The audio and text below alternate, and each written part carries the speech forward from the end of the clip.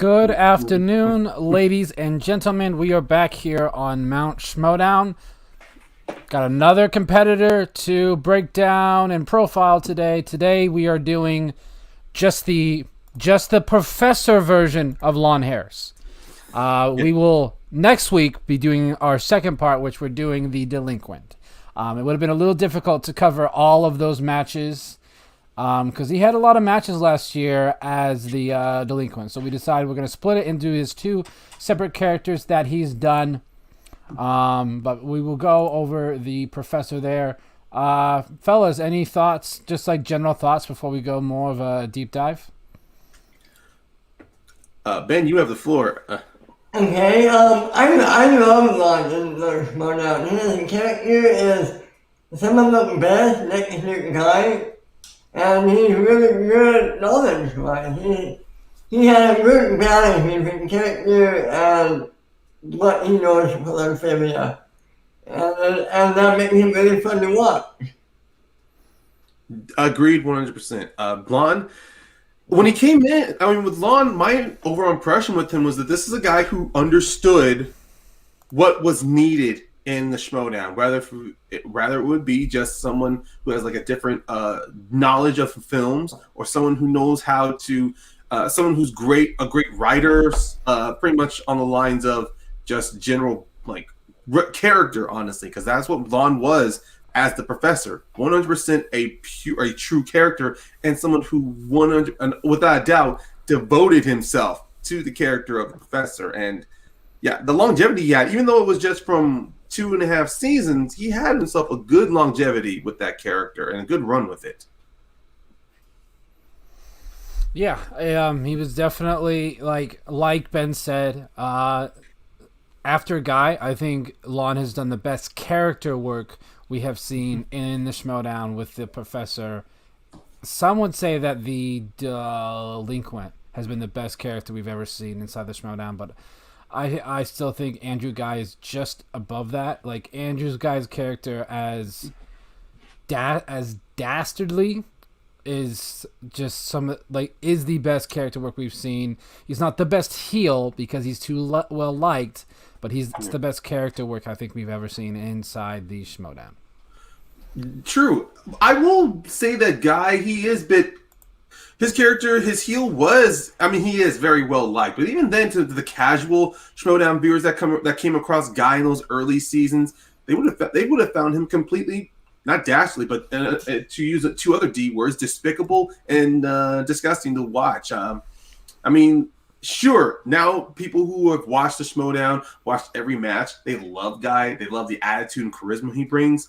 But even then, Guy came off as an asshole, someone you don't want to meet. While Lon Harris's character as the professor, he was more of the asshole who would always say, I am better than you, and I have the knowledge to prove it, which made you want to hate him even more. But it was kind of weird, though, because with the professor of Lon, I'll be honest, every time he kept talking about every time he was talking about genres of films, it felt like he was belittling you. It was like every promo he's going, I went along my time back into Italy to study more of Renaissance films, or get my eyes on some more French New Wave cinema.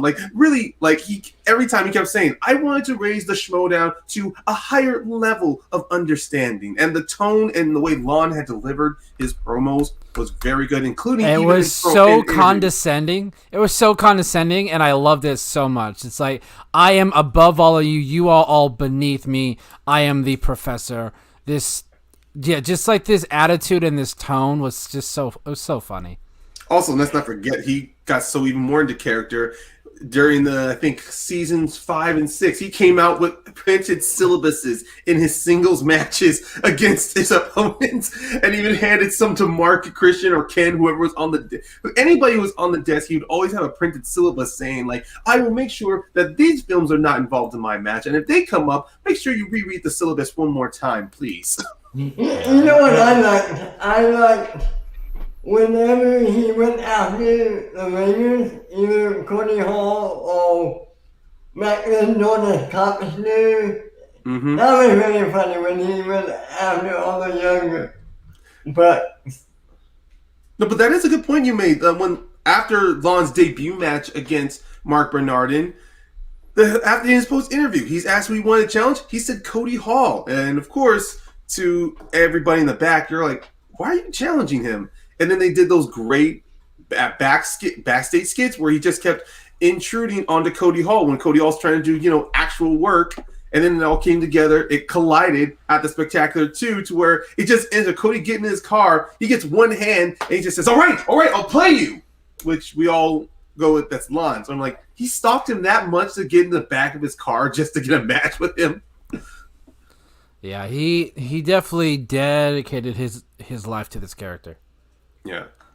But goddamn, it's just this character's great. And but it even if he didn't have even if he did not play in the number of matches he had, I believe he still would have been a very memorable character. But the fact is that he had pretty much previous relationship with Christian and so many other people in the Schmoes knows with him, collaborating with them on Screen Junkies. Because every time you'd see Christian or Mark or anybody else on movie fights, who'd you see like being one of the judges? You'd see Lon Harris right there, And it's because his experience, really getting to know them and meshing with their personalities, you can understand why Christian, or at least when Lon would reach out to Christian, why Christian wanted to bring Lon into the Schmoedown. He's the man, a very natural talker.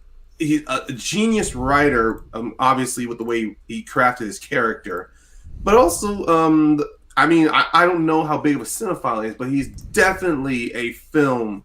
He's a big film fan. So yeah, there's the joke that him and Bibbs worked at the same movie store. Yeah, it was always hilarious. It's like Lon really as a professor could give you, I would say, potential dream matches in the Schmoedown against certain opponents, but. Looking into his career, let's just break it down immediately. So as the professor, Lon had 15 matches. He was 4-4 in singles and then 4-3 in teams. That's good. Yeah. So that's the 15 matches. So we'll just start going by here one by one. His first match was Mark Bernardin. Goes perfect in his very first match. He went perfect in his very first match. Now, he ends up missing the bonus, so he's only up by 1. He gets John Carpenter. He gets a steal on comic book movies, and he only has to answer his 2-pointer, so he wins 16-15. Yeah. Nothing really notable from this match. This was, I think, both their first matches. I'm not sure if Mark had one before this or not. I know he played against Nick Scarpino, so he did win a match. Yeah, because Nick. Okay, yeah, yes, I didn't. He was also in the first free for all. Yeah, so Mark Bernardin did have at least a 1-1 record. I don't know if he played another match. You can look at him. Can definitely.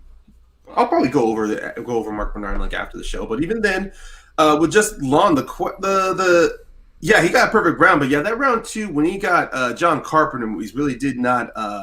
Benefit him the way he thought it was going to. Getting 4 points, great. But even then, with Mark Bernardin being able to get a 2-point steal off of him, 2-point total steal. Yes, he does. Even Kevin Smith did say when Bernardin told him about that cool world question, that even gave Kevin Smith pause. So we can see Bernardin was kind of like, yeah, I don't think I want to continue playing with these questions. Yeah. His next match was against Cody Hall. This whole thing had so much lead up to it. And what does Cody Hall do? Cody Hall goes perfect against Lon Harris. That is one of the funniest things ever, is that everyone thought that Lon would just absolutely destroy Cody Hall. Mm-hmm. Not necessarily. And he was going point for point with him until they got that 6 point, until the question 6 came in family, and then it was just Cody's round after that. This was Cody's last regular match, by the way. Yes. He has been in exhibition for Jurassic Park, which is now in the Inner Geekdom, by the way. They did release that this week on Backstage.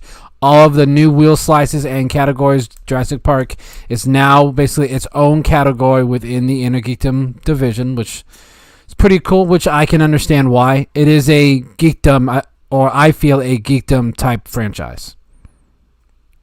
Yeah, I mean, I won't argue amongst that. I mean, yeah, when I learned from backstage and then from a few other sources on Rundown about the slices coming in, a lot of them gave me pause and question because of course, looking outside of your comic books, you still had other areas of geekdom like Harry Potter and Lord of the Rings that was still, and then of course, sci-fi fantasy to me for a long time always felt it should have been given its fair time in inner geekdom, and now that it's given its time.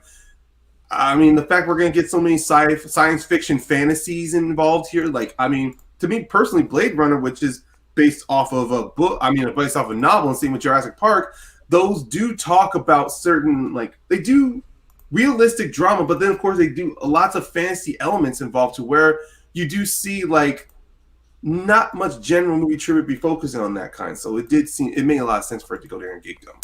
Yeah, and this match in round 2 had a lot of multiple choice. So there were a total of 8 questions between the two. 3 of them went to multiple choice.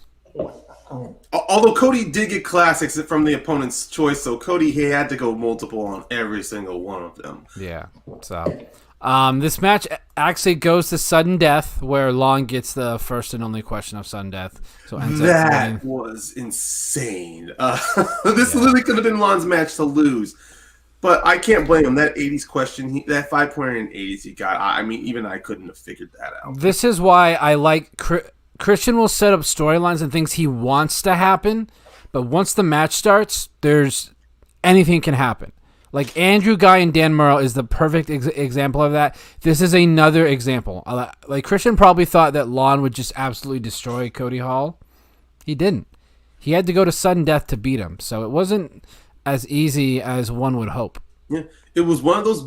It's one of those times where the unpredictability of the player and the questions really will change the. I won't say change the tide, but it will upset Christian's plans. Lon still won, so Christian was able to salvage that. But what if Cody had actually won that match? Where would have Lon and Cody have gone after this? I mean that's a whole nother idea. Yeah, this could have been something a lot more interesting. I mean, I still feel that Lon would have continued with his professor character, but would he have become more condescending of a jerk, or just more of he wanted a rematch against Cody and something like that? But I'm pretty sure Cody would not have wanted to play again, even if he did win. Yeah, I think Cody kind of was just kind of not wanting to be involved too much within the Schmoedown, I think. Yeah, even his promo was still hilarious. So between him and that back and forth between him and Lon, like that. My favorite, of course, is like, what will I win? Oh, you're serious? No. Like Cody knew, like this is nothing. If I get 1 point, and even then, that first, but before we move on to continuing talking about Lon, I still love rewatching that because that first round, every time Cody got a point right, the crowd just kept going crazy. And every time Lon got something right, they boo him. Like, you want to talk about certain heel face dynamics. That first round is a great example of a heel and face dynamic in a Schmoedown match. Yeah, no doubt about it, Alex. Definitely. Yeah. Definitely. So, moving on to his next match against big-time Ethan Irwin. That was This is his second perfect round, and he gets the bonus. So he's up over Ethan by 2 points at 9-7. That's correct. It was very. He gets spinner's choice, and he spins famous actors and actresses. Goes 3 of 4. Misses the second question. Luckily, Ethan does not steal, but he does end up losing the match, 24-20. Yeah, and of course, it fell to an animated question that he ended up not getting that 5-pointer in. But. Oh, go ahead, Ben. You were going to say something. I was just going to say, that damn animated category, and so many of the players kryptonite is almost not fair. Well, some can even say the same when it comes with the category of dramas and comedies because it's a broad category. Yeah, but it's so broad. It's extremely broad, so you really don't know what you're going to get. But no, that was Lon's first loss, so he's now 2-1. Next up is his first team's match with Evil Geniuses, which, for those who don't remember, is his team with Josh the Engineer, a Little Evil, JTE. The famous film Ecuadorian, the film critic from Ecuador, according to Ken Knapsack. Like they were really good together. Like, I think he did better with JTE than he did with his brother, personally. Those two matches they had together shows that how great they were. They were able to complement each other. I mean, sure, they did the whole astute professor of the higher learning versus JTE of the street smarts guy from Boston. But even then, their dynamic was the moment they started playing, they played, and their matches against the Wildberries and Superhero News showed exactly how good they fucking were. They never got below double digits in the first round in their two matches. No. I have to wonder. And maybe this is a question for next week, but I'm going to ask it anyway. I have to wonder how JTE, the character, would interact with the delinquent. Maybe we'll get that this season. Maybe we will. Honestly. It is possible. Yeah. Depending on if JTE gets teamed up with Roca or Barbarian, or if he gets tagged with one of these rookies.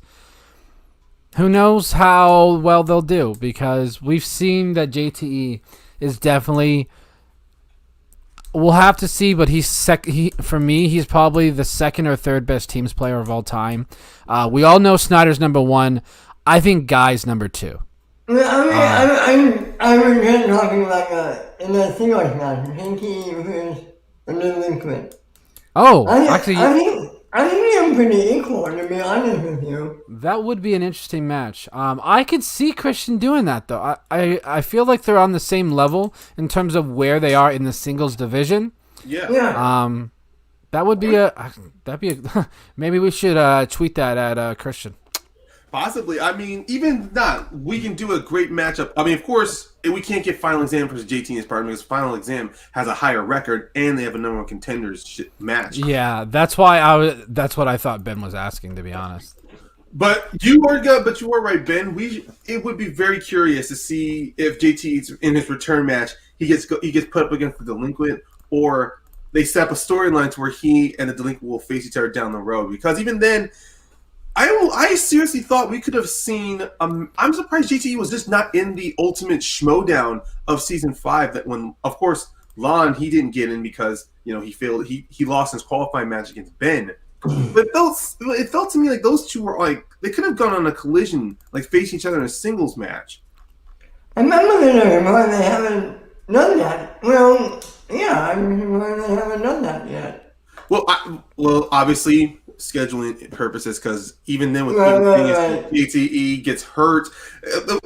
Even then with the Evil Genius match, they beat the Wildberries by TKO. I mean, because they just dominated they dominated the first round. They dominated the second round. They got some great steals off the Wildberries. And then but then after that, it was originally going to be Evil Geniuses versus Take the Cannoli. JTE he's taken out of the competition because he got himself hurt. And who does he bring in? His brother Jonathan. And I'm going to say Jonathan, for someone who was new, he really came strong with his character. Like, okay, I'll just mold mine off of you, Lon. And then it was like a great back and forth between the two of them. Like a good Abbott and Costello act, or kind of like a yes and situation where Lon will be talking about going into the Himalayas, looking for some new studies of artwork, new studies of history. And John will be like, yes, myself. Even I trekked myself through mountain range myself, trying to understand more of Eva Vanguard or Ingmar Bergman. Like he would really compliment Lon's character. And in their match against Take the Cannoli, that was a very, very good competitive match, like a very high scoring match too. Yeah, 12-10 after round one. They Lon and John and Lon get Sam Jackson. They do okay. They get 6 points. It's not too bad. Could have done better. They're up 19-18 after round two.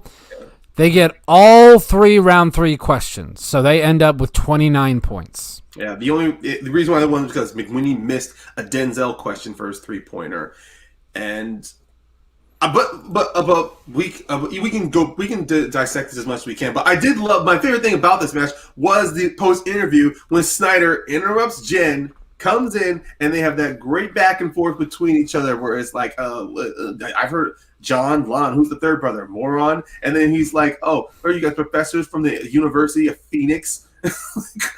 Jeff was having it was clear the Anarchy tournaments where Jeff had a lot of fun. Yeah, but he did. But I mean, he still does. Let's be honest, he still has fun. Oh, true. But that was just Jeff being like his most douchiness before. Because season 6, yeah, he was even more douchey, especially in his match against who's the boss in Chicago. But you saw here because let's not forget in season 5 after the Patriots broke up and he got paired with Andrejko, that was like a reinvigorated Jeff Snyder. And of course, unfortunately, their match against the outcome first Harris brothers, Snyder, unfortunately, this is one of those situations where he fell on himself. Especially, I can't remember the question if it wasn't round 1 or 2 where he wanted to challenge. No, round 2. One of their strengths, and he wanted to challenge a question, but I believe but both he and the Harris brothers missed, and he was going to challenge it, but Roxy came in and said, "No, don't challenge that." I can't remember their strength slice. Was it? So they had sports. Yeah. Oh, yeah. They got opponent's choice, and the Harris brothers gave them sports movies. One of the questions was, oh my God, it was an old. Don't worry. If Leo's in here, he will immediately point that out to us. But even then, that's the worst question they got. They missed it. Then the Harris brothers missed it, and Jeff was completely like he was against that question because like that's not correct. That's not the right answer. So after round 2, oh, it wasn't sports. It was Django and Chains. Jesus Christ! It was the Harris brothers because they spun Tarantino. That question: who played Django's first owner as a slave? The answer was Bruce Dern. They said the Odd Couple's answer was James Remar, but Harris brothers said it was John Johnson, and that's what led to the confusion. Yeah. Okay. Yeah. I was about to pull up the match, but no, don't need to there. So they end up. Hold on. So they end up winning 29-26. Yes. They hit both of their round 2 questions. So yeah. Lon. The percentage on him with his 2 and 3 pointers, I was amazed by. We will go more into that later after we go through each match and do a quick rundown of the stats, but I was definitely surprised by how good he was on his 2 and 3 pointers. Next match is against the wild man, Josh McCouga. Lon goes perfect, but does miss the bonus. He's up 8-5. He gets crime, and he does not so well. He misses the first... 4 points. It's 4 points. He does not do very well in that match. He's up 14-13. He then only has to answer his 2-pointer, which is animated, so he wins 12-8. A very low-scoring match. Yeah. I think actually looking at most of his matches, that is the lowest he scored as a. Oh no, wait, he got not. That's on the delinquent later. But so as a professor, that is one of his lowest scoring matches. Yeah, definitely. Then his next match is against Ben the Boss Bateman, where they both don't do very well in that first round. Harris gets 6. Was rough to watch. Bateman gets 5. He gets opponent's choice, and he is picked. He's placed with animated. He only gets 3 points. He loses a point on a 1-point steal. He gets Sealberg and Charlize Theron, gets both of those with his 2 and 3 pointer, and gets Action Adventures for his 5-pointer. Does not get it. Ends up losing to Ben Bateman, and kind of a rivalry was started there between Bateman and Lon for a bit. No, yeah, you do have a point there because this was Ben's. I think this was. I can't. Let's see. This was after the Harrisburgs had beat Who's the Boss. Ben. No. This was first. Okay. Their next match is Who's the Boss. Okay. All right. Okay, no, I won't argue on that there. Yeah, I'm just literally trying to visualize in my head because every time I try to Right. switch tabs, my camera like glitches a bit. So Yeah. So the thing is, all right. So Who's the Boss was on November 13th, and Ben Bateman was November 9th. So it's like it's like in the same week. So I think they filmed them at the same time. Okay. But what do you mean? But man, that what wait, was this the? Yeah. So this was the championship match of the Ultimate. Well, this was the finals match for the Ultimate Schmoedown in 2018. 18. Yeah. Yeah. 2018. They struggled. They struggled throughout the. I mean, both teams struggled in round one. It was 8-10. They didn't get scores and soundtracks, but they lose 3 points in steals. Yeah. Who's the Boss gets 3 points in steals. They struggled there. They got John Carpenter. They bet 3 points. Did not get it.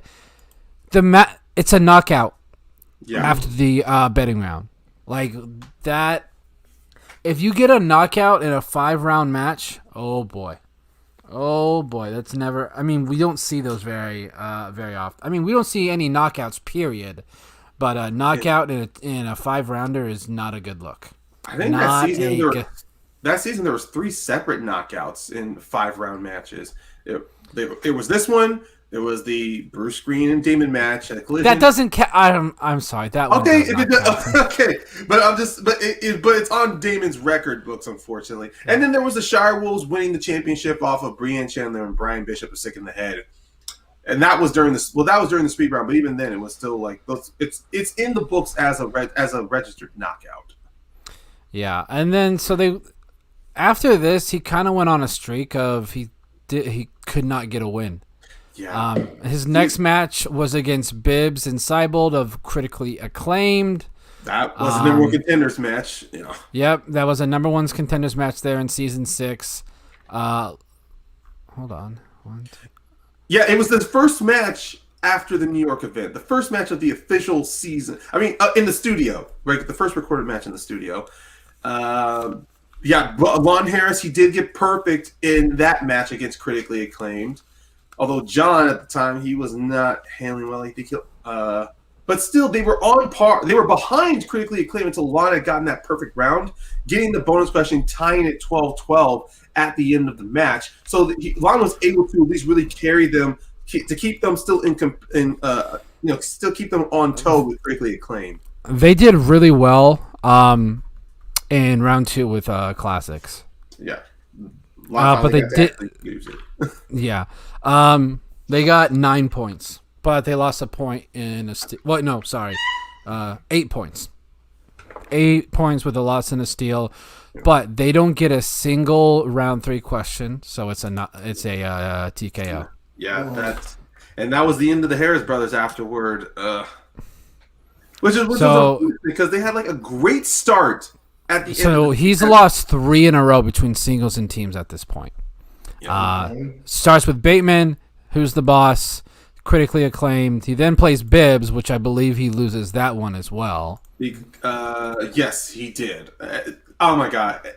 Yeah. That match too is still entertaining to watch because it's another one of a classic Bibbs entrance to where he parries the Purge, and it's still fantastic. He comes down his entrance, then you hear then he does the alarms for the message for the annual Purge, and then it just goes pandemonium. And where's Lon? He's just right there, just writing, like taking down notes while everyone's trying to kill each other. It's still a great entrance to watch, even if that match itself was still a little, Corinna, Leo. Corinna. So then his next match is against Bibbs, where they both go 6 for 8. Lon gets 90s, loses 2 point in steals. He's down 9-16. He does get his 2 and his 3-pointer. With new releases and Will Smith, but does miss his 5-pointer under biopic, so loses 14-16.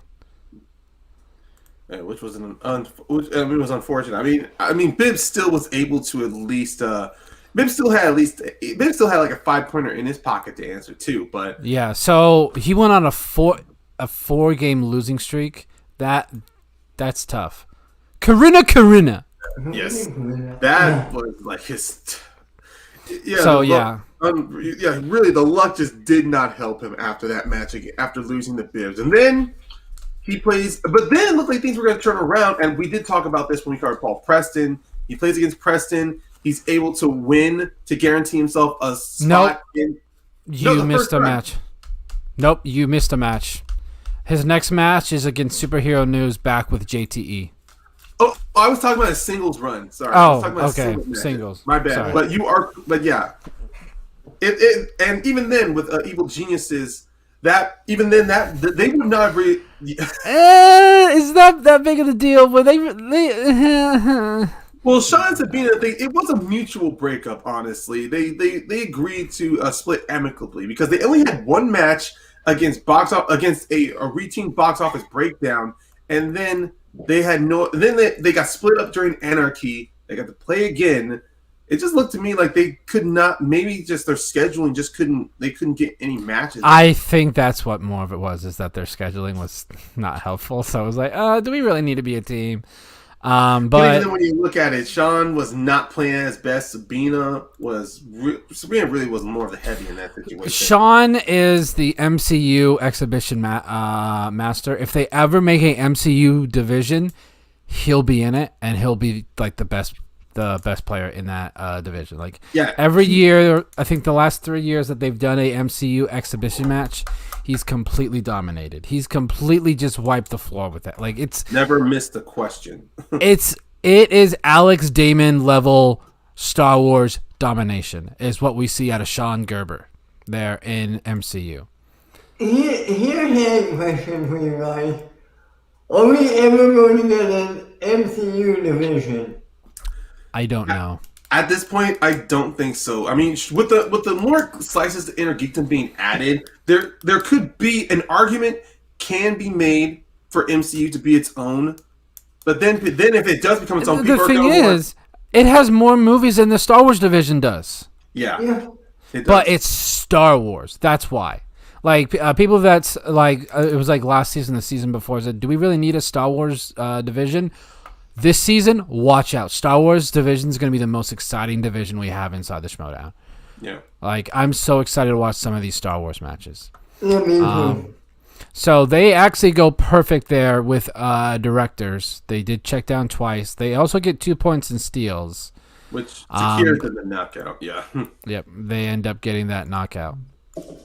But it's kind of funny that the Evil Genius could not have happened because there was that great little back skit between John and Harris talking. JT returns. We get that stipulation match, which we'll talk about more whenever we get to JTE though. But it was kind of unfortunate. But it was unfortunate. Like they get a great knockout. They secured a spot in the Schmoedown tournament again. But unfortunately, I think schedule wise, JTE could not come in again, which required Lon to once again get another immediate partner. I thought it would have been a Harris Brothers reuniting, but apparently no.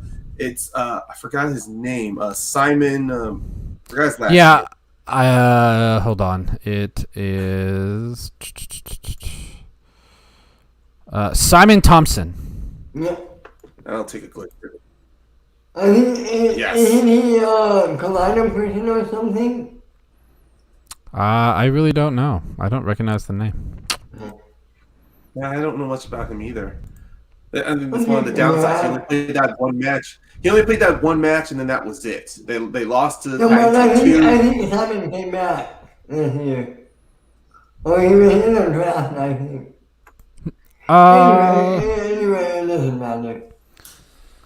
So no. So then, he then plays Paul Preston in back-to-back matches. One of them was the qualifier, right? Yes, because he ends up playing. I think it was a regular match to qualify. Yeah, because then Paul Preston had to go up against David Del Rio to qualify to get into the Schmoedown tournament, the Ultimate Schmoedown. Mm-hmm. So yeah, he plays Paul Preston. So the first time he goes 6 of 8. Paul actually goes perfect and gets the bonus. So he's up 6-9. Long gets 2 points. Well, no. Gets 2 at full value, 1 at multiple choice. So he gets 5 points there. Misses 1 but does not lose a point. Paul struggles under Kate Winslet. She only gets 4 points there in round 2. So after round 2, it's 12-13. And Lon gets his 2-pointer under Biopics and his 5-pointer under Disney. Lon wins 19-18. Yeah. Wow. And that was a damn close match. Yeah, Simon did not do very good against Paddington too. He did not help Lon very much in that match. So then he plays Paul again, but this time in the Ultimate Schmoedown, where they both go 7 of 8. Lon just misses a movie release dates question. Yeah. But the reason why he lost this match was this whole thing with Spielberg. He got Spielberg in round 2. Which he only gets 1. He only gets 1, but he loses 4 points and steals. 4 points and steals. That's a huge turnaround. He's down 17-9 after round 2. He does get all 3 points, by the way. I mean, all 3 round 3 questions. His 2 under 2010s, his 3 under Fantasy Sci-Fi, his 5 under Tom Cruise, which is kind of funny because it was a question about a Steven Spielberg movie, which is funny. And they're like, "Why did you miss all those Steven Spielberg questions?" Unfortunately, Garth, we are not talking about the delinquents. Yeah, trust me, Garth. We are going to talk about him next week, but this is all about the professor today, man. Yeah, all about the professor that is Lon Harris. So he ends up losing to Paul 22-19, and that is his last singles match as the professor.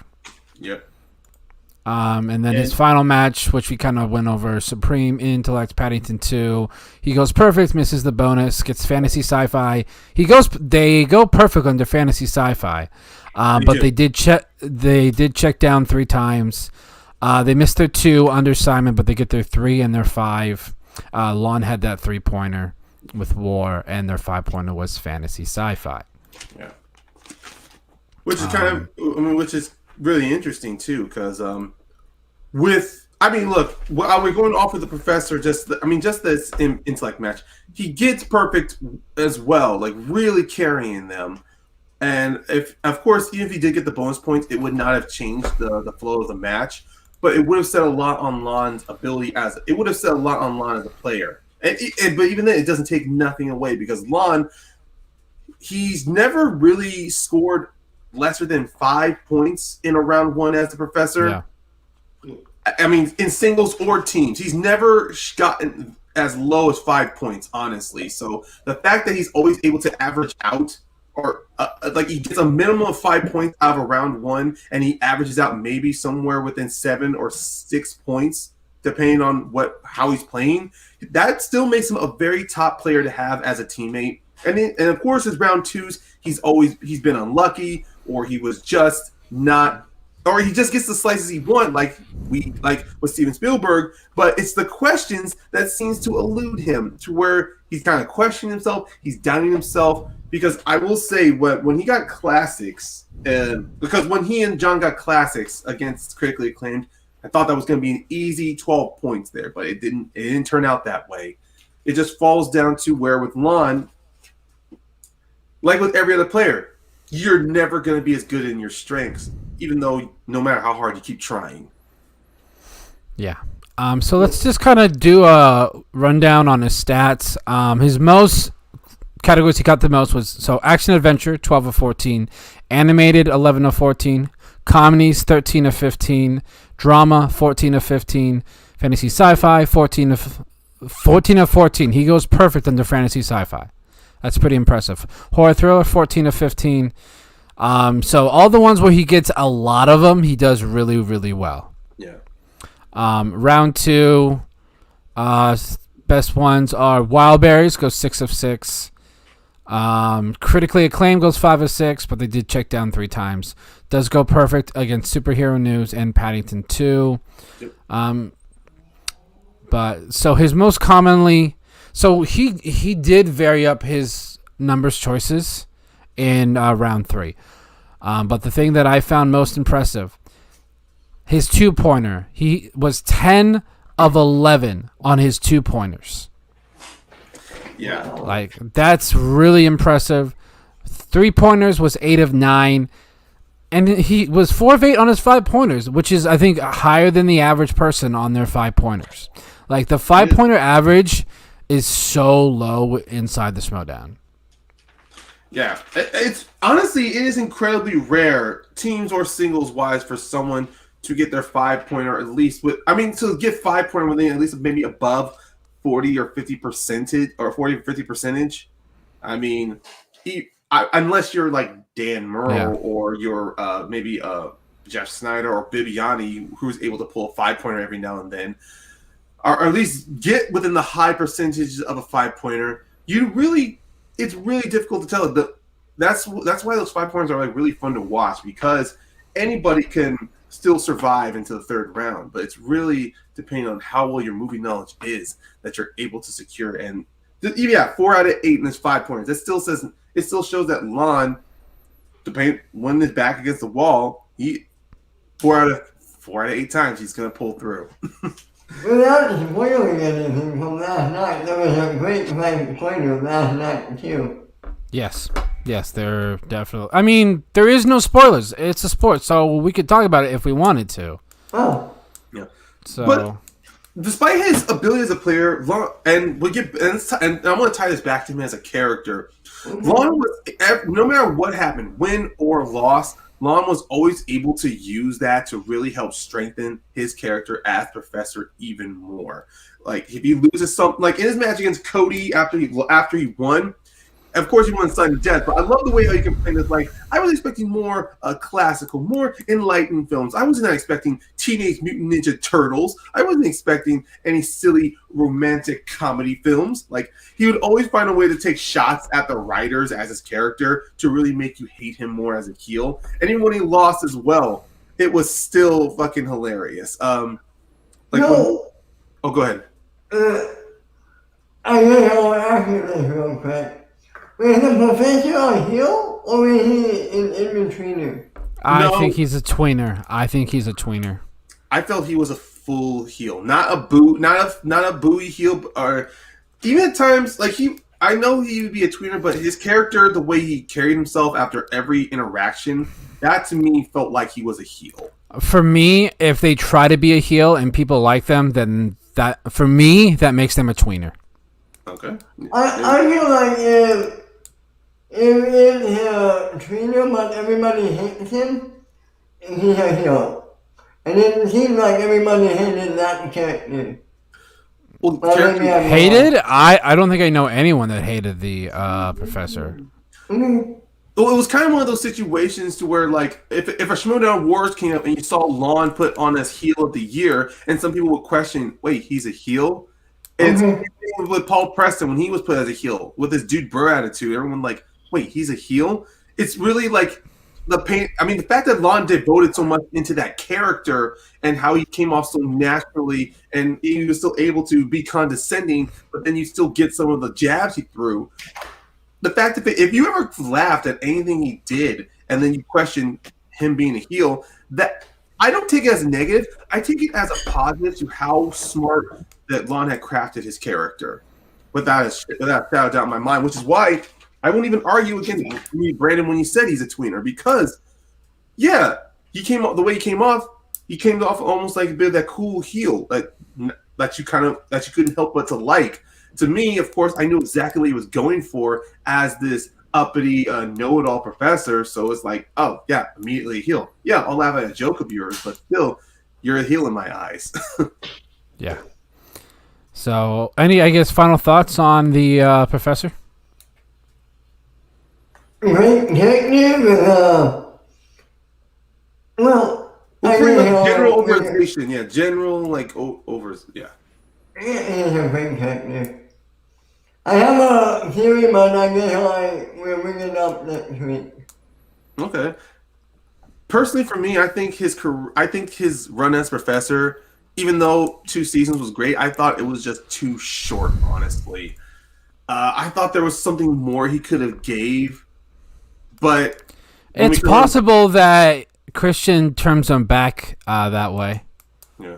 I mean, I will say this. Lon, I did come across, I think, an after show or one of Video Drew's, like her In the Darks, where Lon did say that one point he immediately ran out of material as the professor after his third match. So it was kind of like he was putting on airs.